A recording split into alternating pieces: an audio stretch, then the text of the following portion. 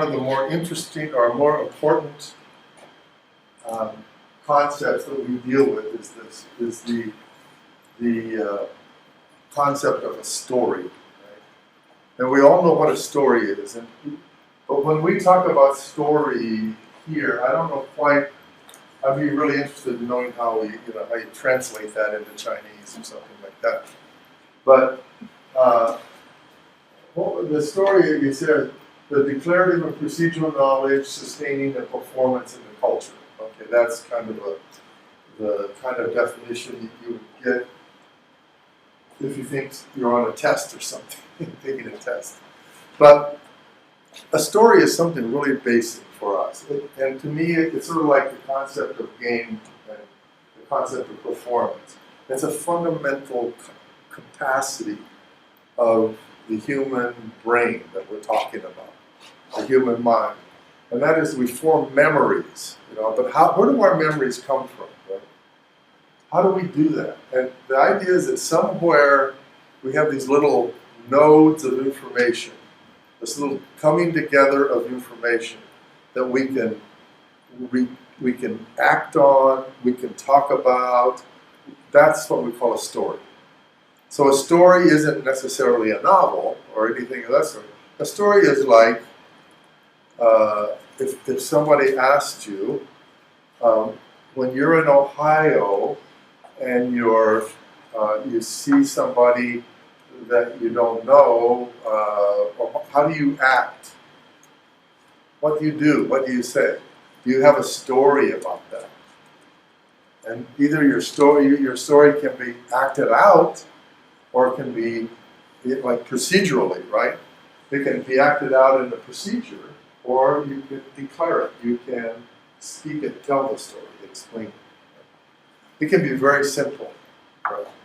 For example, I used to think that the story of departing, the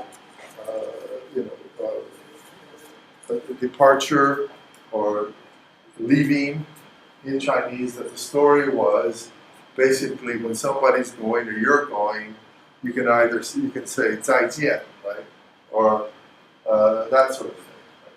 That was kind of the story all of us we have as we learn Chinese.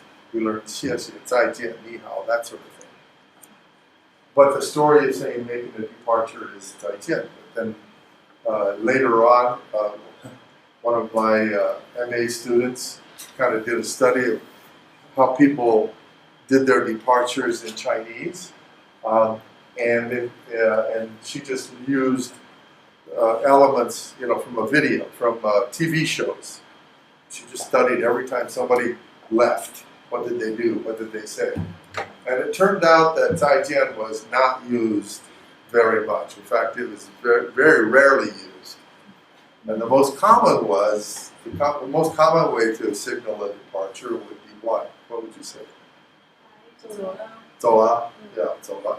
But I've looked at a lot of textbooks. I haven't seen anybody's put 走. It's not in mine either.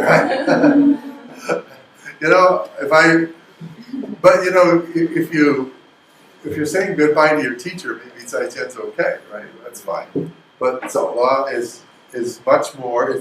走了 indicates you're departing from people that you know, from your in-group, basically.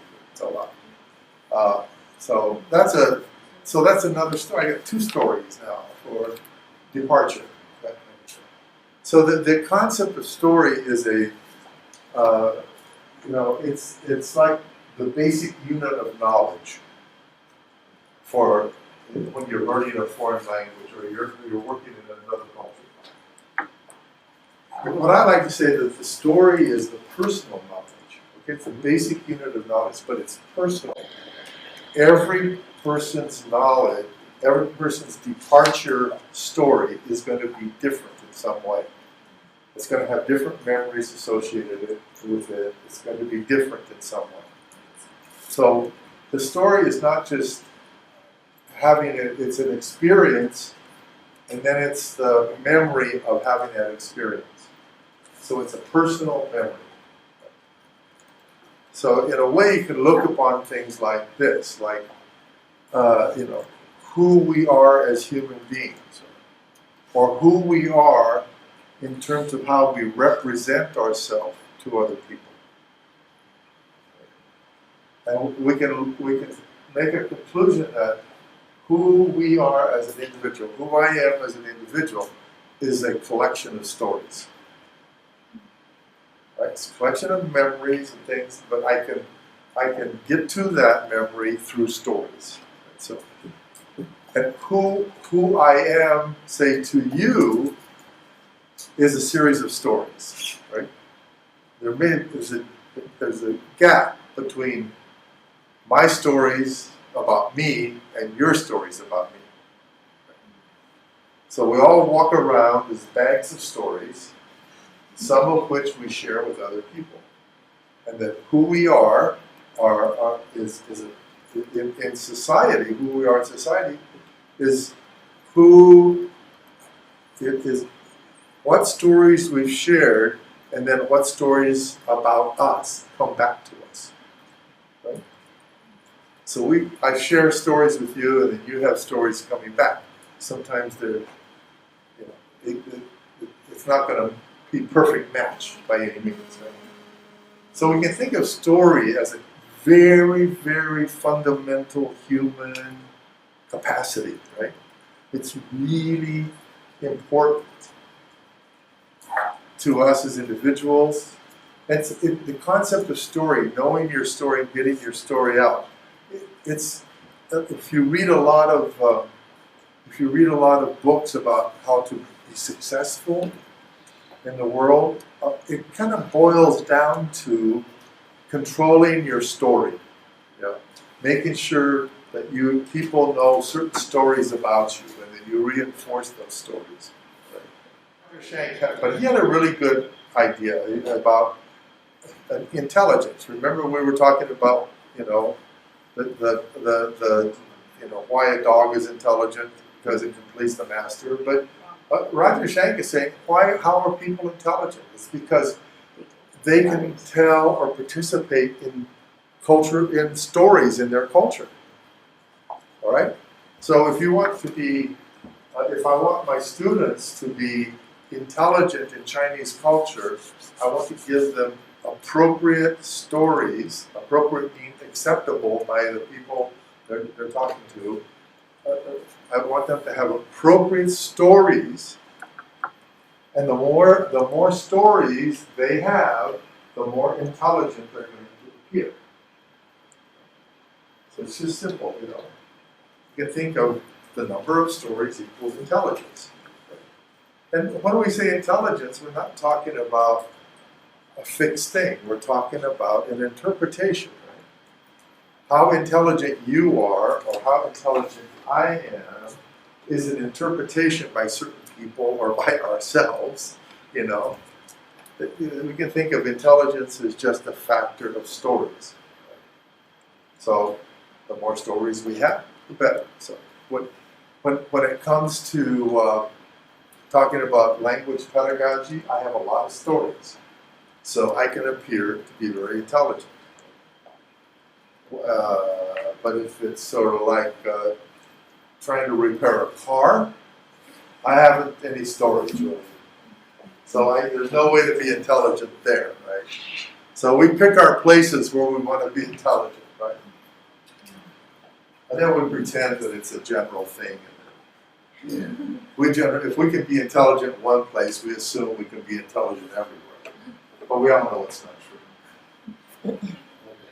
And the story is, this experience I've had, that is, the experience occurs because I got this knowledge, I encountered this memory, and if I'm a really good student, I know a lot about this memory. If I'm not so good student, I know something about this memory. If I'm a really poor student, I know a little bit about this memory. But it's there. Then we've gone through, I've got my own, I did something in the class. I did something. And now I have a story about what I did. Now, people can leave a classroom with all kinds of stories. I took a test. They can leave a story. They can leave the classroom with I was bored. They can leave the classroom with, I forgot what we were supposed to talk about, or I took good notes. They leave a classroom with all kinds of stories. So what we want them to leave the classroom with is the story of the performance in the games. I did this. In day one, I greeted a Chinese person in Chinese. I expressed gratitude to my teacher at the end of the class.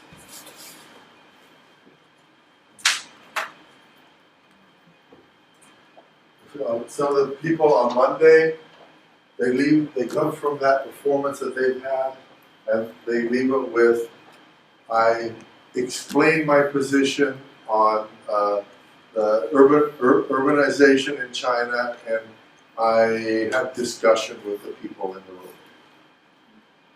And you leave with different kinds of stories. But the story is the way we do it.